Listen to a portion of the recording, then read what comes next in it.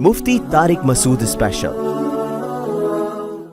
आप देखो इस्लाम में मोहब्बत की कितनी वैल्यू है, इससे आप एक मसले से अंदाज़ा लगाओ कितनी वैल्यू है। जोड़ पर इस्लाम कितना यकीन रखता है। मसला ये है कि अगर मियाँ बीवी दोनों काफिर थे, दोनों की शादी हो गई, तो इस्लाम उस शादी को एक्सेप्ट कर लेता है। क्या ख्याल है भाई, करता है कि नहीं करता? भाई हिंदू की शादी हिंदू लड़की से हुई और आग के गिर 7 चक्कर लगाए, पंडित जी ने हिंडड़ा पढ़ के उसका निकाह पढ़ा दिया। मैं जब इंडिया गया तो सबसे पहले मैं पंडित जी से मिलूंगा, ये आप पढ़ते क्या हो? हिंडड़ा बड़ा ढेड़, हम तो पढ़ते हैं या युहन्नास तक़ू रब्बकुम, लोगों अल्लाह से डरो, और उसने तुम्हें एक जान आदम और हव्वा से पैदा किया। हम तो ये पढ़ते हैं, समझ में आ रहा है। वो पता नहीं क्या पढ़ रहे हो। तो मुझे ऐसा लगता है वो कह रहे थे भाग जाए, इंसान का बच्चा बन गया, अभी घोड़े पे बैठ के भाग जा, दफा हो जाए यहाँ से। शायद ये समझा रहे होते हैं उसको, किसी की समझ में नहीं आता। तो पंडित जी से मैं तर्जमा पूछूंगा, ये आप पढ़ते क्या हो? कोई अच्छे कलिमात ही होंगे, अच्छा मतलब ही होगा कि ये एक अच्छा काम कर रहे हो, पहली दफ़ा ज़िंदगी में कोई ढंग का तुमने काम किया है। या उसको डांट रहे होते होंगे, इंसान के बच्चे तुमने ढिंडड़ा पहले क्यों नहीं ये काम किया, ढिंडड़ा बुढ़ापे में क्यों ये काम, हो सकता है ये डांट रहे हो उसको। कभी इंडिया जाना हुआ तो मैं पंडित जी से पूछूंगा तर्जमा करके बताओ यार। अब हिंदू की शादी हुई हिंदू लड़की से, आग के गिर 7 चक्कर लगाए और उनका निकाह हो गया, तो इस्लाम उस निकाह को एक्सेप्ट कर लेता है, हालांकि उनके मज़हब के मुताबिक पढ़ाया गया। एक्सेप्ट करने का मतलब क्या? बच्चे हो गए, इस्लाम उसको हलाल बच्चा कहेगा, समझ रहे? साबितुन नसब कहेगा, नाजायज़ औलाद नहीं कहेगा, और उसके बाप को बाप मानेगा। अगर वो दोनों इस्लाम ले आते हैं तो उनको दोबारा निकाह पढ़ने की भी ज़रूरत नहीं है, बस वही पुराना निकाह उनका इस्लाम एक्सेप्ट कर लेता है। मसला यहाँ खड़ा होता है कि दोनों मुसलमान नहीं हुए, दोनों में से एक ने इस्लाम कबूल कर लिया। हिंदू लड़की है, हिंदू लड़का है, दोनों में से एक ने इस्लाम कबूल कर लिया। अब क्या होगा? जाहिर है अब इनका निकाह नहीं चल सकता, क्योंकि हिंदू और मुस्लिम का निकाह नहीं हो सकता। अब बाज़ फुक़हा कहते हैं कि चूंकि नहीं हो सकता, लिहाजा जैसे ही एक ने इस्लाम कबूल किया फ़ौरन उनके दरमियान निकाह ख़त्म। शौहर ने इस्लाम कबूल किया, बीवी आज़ाद है, इद्दत के बाद जहाँ चाहे निकाह करे। इद्दत उनका वो जो भी है उनके मज़हब के मुताबिक इद्दत है नहीं है। औरत ने इस्लाम कबूल किया, मर्द जहाँ चाहे, हिंदू मर्द है वो जहाँ चाहे, यानी औरत जहाँ चाहे निकाह कर ले इद्दत के बाद। ये बाज़ हज़रात की राय, लेकिन इमाम हनीफ़ा रहमहुल्लाह की राय क्या है? अहादीस दोनों तरफ हमें मिलती हैं। इमाम हनीफ़ा ने तरजीह इस बात को दी है कि अगर एक ने इस्लाम कबूल कर लिया और हम ये कह दें कि निकाह टूट गया है, तो इसका मतलब इस्लाम लाने की वजह से रिलेशन टूटा है, जबकि इस्लाम रिलेशन जोड़ता है, तोड़ता बोलो नहीं है। यानी इसका तो मतलब ये होगा कि इस्लाम लाने से निकाह टूट रहा है, भाई ये तो रिलेशन खत्म हो रहा है।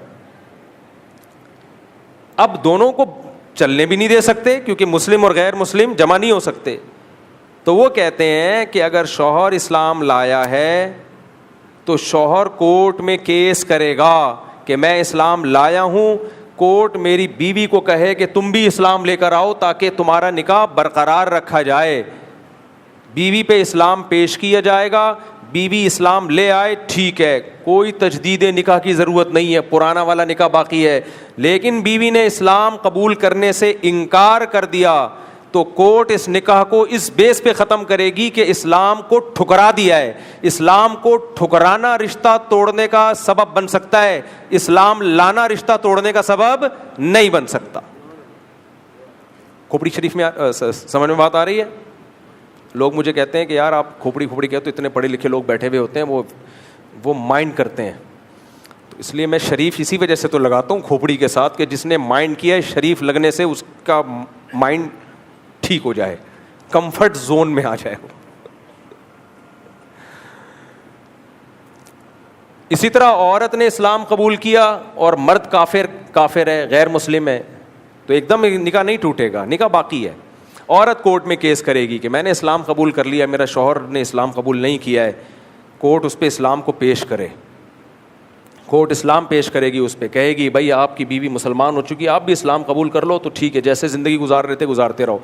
अगर आप وہ اگر کہہ دیں نہیں ہے تو پھر کورٹ کہے گی آپ چونکہ اسلام کی دعوت کو ٹھکرا رہے ہو, تو ٹھکرانا سبب ہے نکاح کو ختم کرنے کا.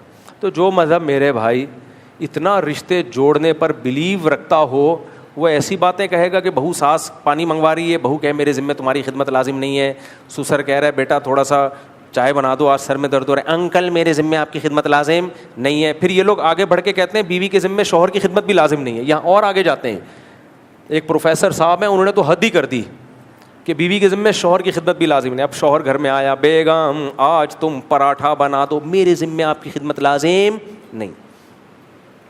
پھر بیگم کہے گی واپسی پہ 6 انڈے لیتے ہوئے آنا, شوہر کہے گا میرے ذمہ آپ کی خدمت لازم نہیں. وہ کہے گی نان نفقہ آپ کے ذمہ, تو کہہ رہے اکاؤنٹ میں پیسے ڈال دیے نا, 6 انڈے اپنے باپ سے منگوا, میرے سے کیوں منگوا رہی ہے؟ نان نفقہ ہے نا تو وہ میں نے ڈال دیا نا اکاؤنٹ میں, میں کیوں 6 انڈے لیتے ہوئے آؤں؟ میں کوئی خان سامہ ہوں ہیں؟ میں تیرے پھر جو کراچی میں جو ایبیوزو لینگویج پھر یوز ہوتی ہے نا, تو باپ دادا پہ آتے ہیں, میں تیرے باپ کا نوکر لگتا ہوں, جب باہر جاؤں 6 انڈے لیتے ہوئے آؤں, دہی لیتے ہوئے آؤں, تیرے باپ کے لیے دہی کی دکانیں کھول کے دی ہوئی ہیں کیا مجھے؟ پھر یہ اسٹائل ہو, سمجھ رہے ہو؟ اور یہ چل رہا ہوتا ہے گھروں میں. 1 کلو دودھ لیتے ہوئے, تیرے باپ کا بھینس کا باڑا ہے جو اس نے مجھے جہیز میں دیا ہے. یہ چل رہے ہوتے کہ نہیں چل رہے ہوتے؟ تیرے باپ نے مجھے بھینس کا باڑا کھول کے دیا, 1 کلو دودھ لیتے آنا, 1.5 کلو دودھ لیتے ہوئے آنا. تو نہ شوہر کے ذمے اس کی خدمت ہوگی, نہ بیوی کے ذمے شوہر کی خدمت ہوگی. بچے ویسے ہی مارکیٹ سے کیا ہو گئے ہیں, پوری زندگی میں 1 آدھ بچہ ہی پیدا ہوتا ہے, وہ پیمپر پال لیتا ہے, آدھا ٹائم کمپیوٹر پال لیتا ہے, کارٹون لگا کے. بھائی دیکھو بچے آج کل کیسے پل رہے ہیں, صبح اسکول جائیں گے, دوپہر کو اسکول سے آئیں گے باپ کی فیسوں پہ. تو 6-7 گھنٹے کس نے پالا؟ اسکول نے پالا. شام کو آئے, تھوڑا بہت قیلولہ مارا, اس کے بعد کارٹون, LED پہ کارٹون چل رہے ہیں. 2-4 گھنٹے کس نے پال لیے؟ اچھا, اس دوران جو ہگائی متائی ہے, پہلے مائیں بیچاری نالیوں پہ لے کے بیٹھا کرتی تھی, بچوں کو کر رہی ہوتی تھی کہ کم بخت شاید اس کی آواز سن کے کچھ وائبریشن ہو, ہے بھائی, اور کچھ ہارمونز جو ہے نا اس کے پیشاب والے ہارمونز کچھ متحرک ہو جائیں, شاید پیشاب نکال دے یہ, ورنہ بستر پہ کرے گا. تو وہ بیچاری گھنٹوں گھنٹوں لے کے بیٹھے رہتی تھی. وہ ساری ٹینشن پیمپر نے اٹھا لی ہے, پیمپر چپک گیا اور وہ کہتا ہے میں آپ کا خدمت گزار, اپنا سی کرنے کی ضرورت ہے, کچھ بھی نہیں. سمجھ رہے ہو؟ میں پھر بھی مانتا ہوں بچے پالنا بہت مشکل کام ہے. ہم لوگ کیونکہ پالتے نہیں نا, اس لیے خواتین کی ہم مجبوری سمجھ, جن نے پالا ہے ان کو پتہ ہے, لیکن پہلے جیسا مشکل نہیں رہا. یہ مقصد نہیں ہے کہ بچے پالنا آسان ہے, عورت کے لیے بچہ پالنا واقعی بڑی ٹف چیز ہے, آسان کام نہیں ہے, لیکن پہلے سے بہت آسان ہو گیا بھائی. ہے اس پہ بھی 1-2 بچے سے زیادہ ہو نہیں رہے. ایکچولی صحت ہیلتھ ایشوز بھی ہوتے ہیں, یہ مولوی نہیں, ہیلتھ ایشوز. او بھائی بچے روکنے سے ہیلتھ ایشوز زیادہ کھڑے ہوتے ہیں, پیدا کرنا تو نیچرل ہے. خیر یہ آپ کی ہیڈک ہے, اس پہ میں زیادہ نہیں بولتا. تو اب کیا ہو رہا ہے کہ اس پہ بھی اس کے ذمے نہ گھر کے کام, تو یہ بھی کہے گا میرے ذمے باہر کے کام نہیں ہے. ریلیشن کی ایسی کی تیسی ہوگی کہ نہیں ہوگی؟ ریلیشن گئے تیل لینے. بالآخر یہ مذہبی اسکالر ہمیں وہیں لا کے کھڑا کر دیں گے جہاں انگریز کھڑا ہوا ہے, کیونکہ جب بیوی مرد کے کسی کام کی نہیں ہے نا, وہ کہے گا میں تمہارے اکاؤنٹ میں پیسے کیوں ڈالوں, پھر وہ کہے گا بیگم اپنا کماؤ, کیونکہ جتنی ضرورت تمہاری مجھے ہے, مجھے بھی اتنی ہی تمہاری ضرورت ہے, تو میں خرچہ زیادہ کیوں کروں؟ پھر بھائی جتنی مرد کو عورت کی ضرورت, عورت کو بھی مرد کی اتنی ضرورت ہے نا, تو میں ایکسٹرا کیوں خرچ کروں پھر؟ تو پھر تم اپنا کماؤ گی. پھر وہی ہوگا مجھے جاب والی خواتین چاہیے. آج کل لونڈے لپاڑے جو مارکیٹ میں آ رہے ہیں, مجھے جاب والی چاہیے کیونکہ اکیلے گزارا نہیں ہوتا. تو ٹھیک ہے وہ اپنا کمائے گی, آپ اپنا کماؤ گے. رات کو ایک سلسلے میں آپ لوگوں کی ملاقات ہو جائے کرے گی, وہ بھی جب موڈ ہوا. اگر وہ سلسلے میں نہیں موڈ ہوا تو وہ بھی سلسلہ آپ کا کیا ہے, ویسے ہی اس سے پھر گرل فرینڈ زیادہ اچھی ہے. تبھی یہ لوگ آج کل گرل فرینڈ کی طرف آ رہے ہیں کہ یار وہ کم از کم ٹینشن وہ نہیں دیتی, حقوق اس کے ذمے بھی کچھ نہیں ہے, ٹینشن وہ نہیں دیتی. اور بیگم کا مسئلہ ان لوگ کہتے ہیں یہ کھڑا ہو گیا کہ ٹینشن فل دے رہی ہے, حقوق بالکل بھی نہیں دے رہی. سب کی بات نہیں کر رہا, یعنی ہمارے جو اسکالرز ہیں نا, وہ سوسائٹی کو اس طرف لے کے جا رہے ہیں. میجورٹی تو اللہ کا شکر ہے گھروں میں تمیز سے ہی رہ رہی ہیں عورتوں کی, بڑی خدمت گزار ہوتی ہیں, سب کچھ گھر سنبھالا ہوا ہوتا ہے, لیکن ہمارے اسکالرز کو یہ سسٹم اچھا نہیں لگ رہا. جو نام نہاد اسکالرز آ رہے ہیں جو عالم نہیں ہیں وہ تباہ کر رہے ہیں سوسائٹی کو. کہاں سے بات چلی تھی, ہم یہیں اور کو نکل گئے, لیکن کوئی بات نہیں, ہم نے کون سا ایم اے اسلامیات کے پیپر کی تیاری کرانی ہے آپ کو کہ ہم ٹاپک پہ رہیں. واعظ و نصیحت کی مجلس ہے, جو بات کام کی مارکیٹ میں آئے گی پارسل کا ہمارے پاس انتظام ہے. اس لیے بھائی اپنی بچیوں کو بھی سکھایا کرو, بیٹا جب گھر سے رخصت ہو کے جا رہی ہو, ہم سے زیادہ تم پر تمہارے ساس سسر کا حق ہے. یہ سکھایا, ہم نے سکھایا الحمدللہ, ہوائی باتیں نہیں کر رہے. اب تمہاری جنت بھی وہی, جہنم بھی وہی. ہاں نظر رکھو کہ ظلم نہ ہو رہا ہو, بالکل ایسا نہ ہو جاؤ, کیونکہ بعض لوگ اس میں بھی زیادتی کرتے ہیں. بچیاں روتی بھی گھر آتی ہیں تو ایک دم متاثر نہ ہو جایا کرو. بچیوں کی طبیعت میں آج کل ٹھہراؤ نہیں ہوتا, عورت کی طبیعت میں, لیکن نگرانی رکھو کہ یہ نہیں ہوگا کہ ہم ظلم ہونے دیں گے. یہ غلط ہے بھائی, ایسا نہیں ہو سکتا کہ صبح شام بے تحاشا مار پیٹ رہا ہو اور تانے دے دے کے اس کو ڈپریشن کا مریض بنا دیا ہو. یہ نہیں ہوگا. لیکن یہ بھی نہیں ہوگا کہ ذرا ذرا سی باتوں کی بیس پہ ہم اس کو ساس سسر سے بغاوت پہ اکسانا شروع کر دیں. اور دوسری بات یہ, ٹھیک ہے میں بھی اس کا قائل ہوں کہ اس زمانے میں الگ ہی رکھنا چاہیے, لیکن جو بالکل چھوٹی لڑکیوں کی جب شادی ہوتی ہے ان کو الگ رکھنے میں نقصان کا خطرہ بھی بہت زیادہ ہے. آج کل mobile, smartphone, Facebook I D, جب آپ کم عمر لڑکی سے 18-19 سال کی لڑکی کم عمر ہی ہوتی ہے, جب اس سے شادی کر کے الگ رکھو گے اور سارا دن وہ گھر میں اکیلی رہے گی تو وہ گھرداری سیکھے گی کہاں سے؟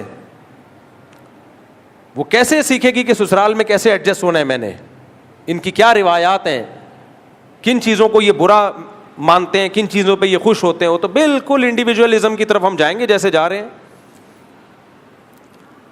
تو اٹھا کر پھینک دو باہر گلی میں, نئی تہذیب کے انڈے ہیں گندے. ہم جو اپنے بچوں کو سکھاتے ہیں وہ یہی کہ سسرال کا حق تم پر ہم سے زیادہ ہے, ان کو خوش رکھو. باپ اگر واقعی اپنی بیٹی کے ساتھ وفادار ہوگا نا تو اپنے سے زیادہ حقوق وہ انہیں سسرال ہی کے بتائے گا. اس کو پتہ ہے اس کا فیوچر مستقبل یہاں سے وابستہ ہے. اور اگر چنگیز خان کی اولاد میں ہوگا تو ذرا سی باتوں پہ آئے گا, تیرے سالے کی تیرے سسر کی ایسی کی تیسی کرتا ہوں, تیری ساس نے یہ بول کے کیوں دکھایا, ایسا کیوں کیا, وہ تانے دے گا. اور جب گھر آ کے بیٹھے گی پھر جاب تلاش کرے گا اس کے لیے. اس کو پتہ ہے گھر میں ڈپریشن کی مریض بن رہی ہے, پھر اس کے لیے جاب تلاش کرے گا. پھر جاب کے بعد غیرت پہ بھی سمجھوتے, کیونکہ جب پتہ چلتا ہے طلاق یافتہ لڑکی ہے, آفس میں بھی لوگ پھر غلط نظروں سے دیکھتے ہیں. اس کو اطلاعات ملیں گی, صبر کرے گا, کہے گا ان اللہ مع الصابرین, اللہ کس کے ساتھ ہے؟ بے غیرتی کو کس سے تعبیر کرے گا؟ صبر سے. نہیں آ رہی میرا خیال ہے بات. اس لیے میرے بھائی ہم دیسی ہی ٹھیک ہیں. میرے کمنٹس پہ لوگوں نے نیچے تبصرہ کیا ہوتا ہے یہ مولوی پڑھا لکھا ہوتا تو ایسی باتیں نہ کرتا. اللہ کا شکر ہے جس تعلیم نے آپ کو برباد کر دیا وہ والی تعلیم ہمارے پاس نہیں ہے. اللہ کا بہت بڑا فضل ہے, اللہ نے ہم کو دیسی رکھا ہے. ہمارے حضرت مفتی رشید احمد صاحب رحمہ اللہ تعالیٰ فلکیات کے بہت ماہر تھے. تو ایک فلکیات کے یونیورسٹی کے فارغ ایک سائنٹسٹ نکلے, انہوں نے مفتی رشید احمد صاحب ہمارے حضرت کے خلاف پورا رسالہ چھاپ دیا. اس کو نہیں پتا تھا یہ فلکیات کے بہت ماہر ہیں, یہ میری غلطیاں نکال لیں گے. کرو ٹریگنومیٹری ہے نا, پلین ٹریگنومیٹری, کرو ٹریگنومیٹری, یہ سارے حضرت کو بہت اس پہ مہارت تھی. تو اس نے رسالہ چھاپ دیا اور جگہ جگہ مولوی ہونے کا تانا دیا. اس کا کہنا یہ تھا یہ جو مولوی ہمارے حضرت مسجدوں کے قبلہ بھی رکھتے تھے نا کہ قبلے کی سمت, کیونکہ وہ کیلکولیٹ کر کے بتا دیتے تھے کہ قبلہ اس وقت کہاں ہوگا, یعنی کس علاقے میں کہاں قبلہ ہے. اس نے کہا کہ یہ کیلکولیشن غلط ہے, حالانکہ وہ صحیح تھی حضرت کی کیلکولیشن. اس نے کہا کہ یہ کیلکولیشن ہی غلط ہے کیونکہ یہ مولوی ہے نا, مولویوں کو سائنس کے کیا پتہ, سائنس اور مولوی ایک دوسرے کے متضاد. پھر جو مولویوں کی اس نے پگڑیاں اچھالی ہیں اپنی تحریر میں, یہ مولوی ایسے اور یہ مولوی ایسے, لوگوں کو غلط سمت میں نمازیں پڑھا رہے ہیں, ان کو تو کیلکولیشن کا نہیں پتہ. پھر حضرت نے اس کی غلطیاں نکالی. وہ سائنٹسٹ جو تھا نا, کہ حضرت نے فرمایا کہ اس بیچارے کو کرو ٹریگنومیٹری اور پلین ٹریگنومیٹری کا فرق معلوم نہیں ہے. دیسی لوگ ایسے ہی ہوتے ہیں, عام آدمی سمجھ رہا ہوتا ہے کہ بہت بڑا سائنٹسٹ ہے, سائنسدانوں سے پوچھو تو وہ کہے گا بھائی ایک فارغ آدمی ہے, یہ اس کا منجن صرف انڈیا اور پاکستان میں چلتا ہے, باہر کی دنیا میں اس کا منجن بولو نہیں چلے گا. جیسے ہمارے یہاں کچھ عطائی حکیم اور کچھ عطائی ڈاکٹر آ رہے ہیں, انگلش میں انگلش ٹھش پش لگائیں گے, لوگ کہتے ہیں علوم کیا ہے, علم نہیں ہے, علوم ہے, علوم بھائی صاحب کے پاس. کسی بڑے ڈاکٹر کو دکھاؤ گے بولے گا بھائی علوم نہیں ہے, چند ٹرمز ہیں, اصطلاحات کم وقت نے یاد کر رکھی ہیں, تھوڑا انگلش میں ٹھش پش مار دیتا ہے جس سے تم کیا ہو رہے ہو, متاثر.